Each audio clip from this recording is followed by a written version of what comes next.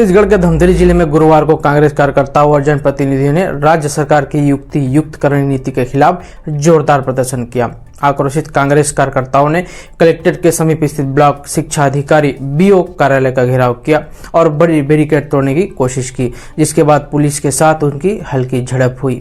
प्रदर्शनकारियों ने विष्णुदेव शाह सरकार पर युक्ति युक्तकरण के नाम पर सरकारी स्कूलों को बंद करने और निजी स्कूलों को लाभ पहुंचाने का गंभीर आरोप लगाया है।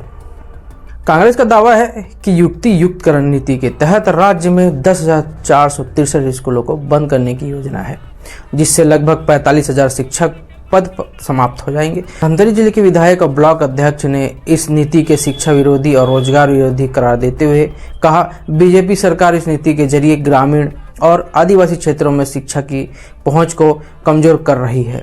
कई क्षेत्रों में स्कूलों की कमी पहले से है और अब इस नीति से स्थिति और बदतर होगी। प्रदर्शन की शुरुआत जनपद कार्यालय से हुई, जहां सैकड़ों कांग्रेस कार्यकर्ता और स्थानीय जनपद प्रतिनिधि एकत्र हुए। नारेबाजी करते हुए उन्होंने बीओ कार्यालय तक पैदल मार्च निकाला। कार्यकर्ताओं ने युक्ति युक्तकरण नीति वापस लो, शिक्षा का निजीकरण बंद करो और बीजेपी सरकार मुर्दाबाद जैसे नारे लगाए।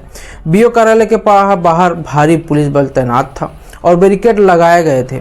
कुछ कार्यकर्ताओं ने बैरिकेड तोड़ने की कोशिश की, जिसके बाद पुलिस ने उन्हें रोकने का प्रयास किया। इस दौरान हल्की झड़प भी हुई, लेकिन स्थिति नियंत्रण में रही। कांग्रेस नेताओं ने बीओ कार्यालय में ज्ञापन सौंपकर युक्ति युक्तकरण नीति को तत्काल वापस लेने की मांग की। उन्होंने आरोप लगाया कि यह नीति न केवल शिक्षा व्यवस्था को बर्बाद कर रही है, बल्कि निजी स्कूलों को बढ़ावा देकर गरीब और ग्रामीण बच्चों के भविष्य के साथ खिलवाड़ कर रही है। छत्तीसगढ़ में जो वर्तमान सरकार है, उन्होंने एक योजना लॉन्च की है, युक्ति युक्तकरण। युक्ति युक्तकरण जो है शिक्षा के विरोध में और रोजगार को कम करने का एक साजिश की तरह देखा जा सकता है। भाजपा जब चुनाव के मोड में थी, उस समय इन्होंने कहा था कि हम 57,000 शिक्षक भर्ती करेंगे, लेकिन इनकी जो योजना है युक्ति युक्तकरण, उसमें ऐसा लगता है और जो एक आंकड़ा आ रहा है उसके हिसाब से 43,000 के लगभग शिक्षक बेरोजगार हो रहे हैं। 10,343 स्कूलें बंद हो रही है। तो इनकी योजना समझ से बाहर है और इस योजना के विरोध में ब्लॉक शहर कांग्रेस के तरफ से ये आंदोलन किया गया था। शासन का कहना है कि युक्ति युक्तकरण बहुत बेहतर है, बहुत अच्छा है और जनता के लिए और लोगों के लिए और बच्चों के लिए बहुत अच्छा साबित होगा। एक आंकड़ा है जिसके हिसाब से कहा जाता है कि किसी भी क्लास में 30 विद्यार्थी भी हो, उसमें एक शिक्षक होना चाहिए। सरकार हमको ये बताए कि किस तरफ से योजना बच्चों के लिए, विद्यार्थियों के लिए या पालकों के लिए या रोजगार के हिसाब से उत्तम दिखता है। हमको तो बिल्कुल समझ में नहीं आ रहा है।